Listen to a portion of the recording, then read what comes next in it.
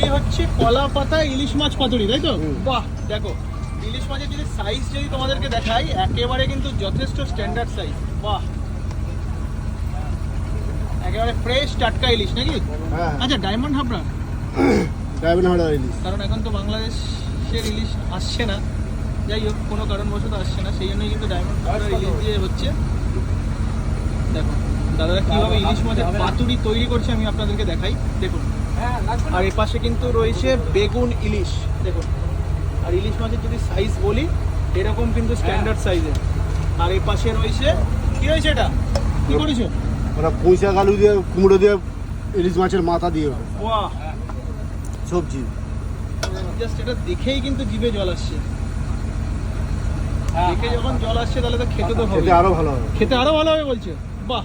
আর ওর পাশে কিন্তু দাদা রেডি করছে চিংড়ি মাছের পকোড়া, একেবারে গরম গরম